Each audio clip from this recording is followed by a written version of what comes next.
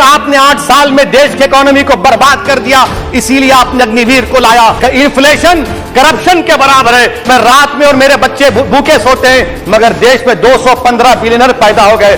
कब तक गरीब का पैसा बिलियनर को जाएगा? कि उज्ज्वला योजना के सिलेंडर जो 2015 में कीमतें थी वो डबल हो गई। आपने गरीबों के चिराग को गुल कर दिया, आपने दौलतमंदों की हवा में इजाफा कर दिया। नरेगा में फाइनेंशियल ईयर 22 में 8 महीने में 90 मिलियन लोग काम कर रहे हैं। यह इकोनॉमी की बर्बादी को बताता है। क्या नाम ए से शुरू होता है, 14,000 करोड़ दिया जाता है, 12,000 करोड़ दिया जाता है, एनपीए होता है। ये कब तक ये स्कैम होगा?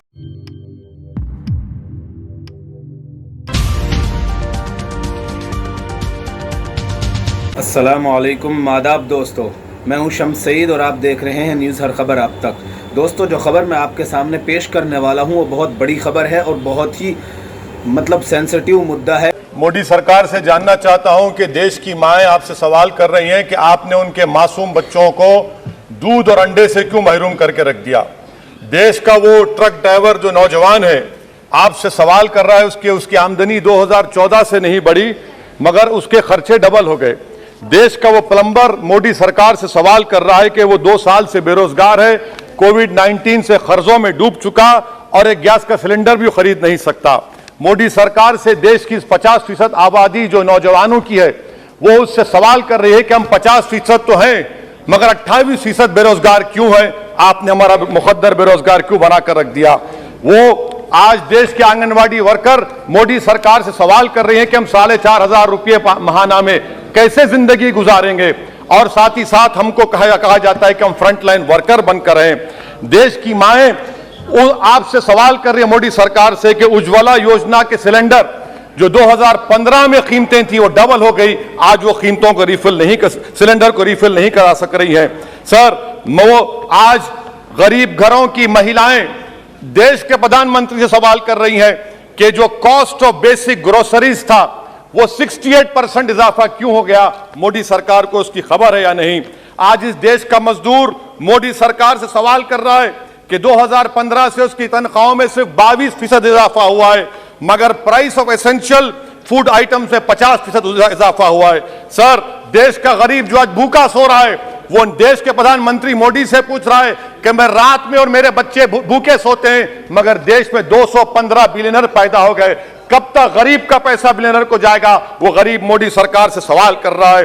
देश का नौजवान मोदी सरकार से सवाल कर रहा है कि मैं खेतों में काम कर रहा हूं, मेरी तनख्वाह में इजाफा नहीं होता और मेरी उसमें इजाफा होता है। PLFS सर्वे कहता है कि 42% से आज 45.6% नौजवान खेतों में काम कर रहे हैं। क्या मोदी सरकार जानती है कि नरेगा में फाइनेंशियल ईयर 22 में 8 महीने में 90 मिलियन लोग काम कर रहे हैं? क्या यह इकोनॉमी अच्छी है या इकोनॉमी की बर्बादी को बताता है? क्यों आपने अब तक 15 रियासतों को 4,700 करोड़ रुपये बकाया नहीं दिया नरेगा? सर, वहीं पर एक फौजी टूटे दिल के साथ देश के प्रधानमंत्री से पूछ रहा है कि आखिर आपने 8 साल में देश की इकोनॉमी को बर्बाद कर दिया, इसीलिए आपने अग्निवीर को लाया। आज वो सिपाही का दिल टूटा हुआ है जिसने अपनी जवानी चीन और पाकिस्तान के फौजों के खिलाफ आंखें डालकर खड़ा हुआ था। आपने इकोनॉमी को बर्बाद कर दिया और अग्निवीर देश के नौजवानों को मुकद्दर बनाकर देश की सुरक्षा से आपने खिलवाड़ किया है। देश के मासूम बच्चे जो स्कूल को जाते हैं देश के प्रधानमंत्री से पूछ रहे हैं कि प्रधानमंत्री जी, आपने हमारे किताबों पर, पेंसिल पर, पेन पर 18% GST क्यों लगा दिया? सर, देश के इकोनॉमिक एक्सपर्ट्स प्रधानमंत्री से पूछ रहे हैं कि हमने कानून बनाया कि कंज्यूमर प्राइस इंडेक्स 2 और 6% के दरमियान होगा, आखिर क्यों वो 7% हो गया? WPI 15% हो गया। सर, देश के 40 करोड़ गरीब से गरीब देश के प्रधानमंत्री को खुलकर जवाब दे रहे हैं और पैगाम पहुंचा रहे हैं कि इन्फ्लेशन करप्शन के बराबर है। वो 40 करोड़ गरीब देश के प्रधानमंत्री से कह रहे हैं कि आपकी सरकार में और यूपीए की सरकार में कोई फर्क नहीं है, इन्फ्लेशन उनकी नजर में करप्शन है। सर, देश के गरीब आदमी जो 95% FDs में डालते हैं वो देश के प्रधानमंत्री से पूछ रहे हैं कि आपकी सरकार के गलत फैसलों से 7% इन्फ्लेशन की वजह से वो 3.5% पर एनम उनको लॉस हो रहा है। सर, वहीं पर देश के गरीब प्रधानमंत्री से पूछ रहे हैं कि हम आपकी गलत पॉलिसियों की वजह से आटा, बिस्किट, टूथपेस्ट कम खरीद रहे हैं।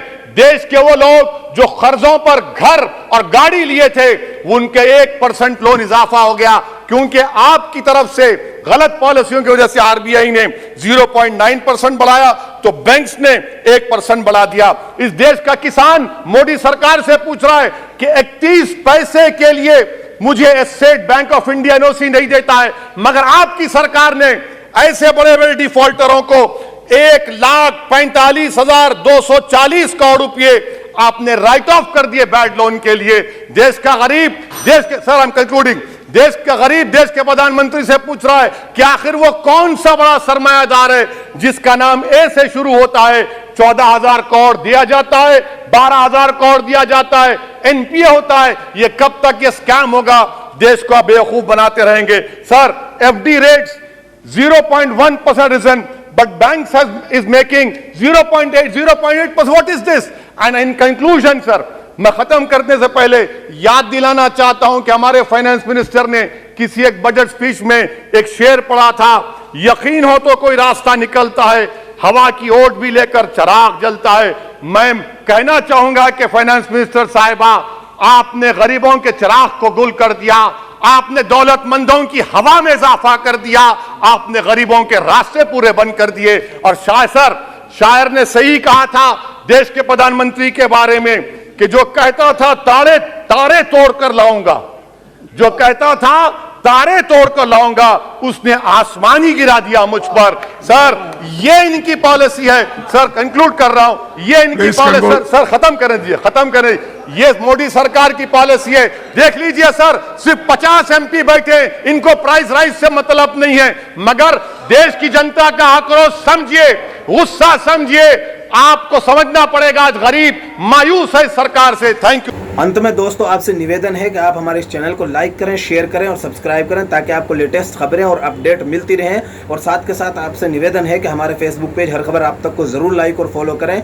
और इस खबर में इतना ही, हमें दीजिए इजाज़त। आगे फिर मुलाकात होगी आपसे किसी ऐसी खबर के साथ। तब तक के लिए जय हिंद, धन्यवाद दोस्तों।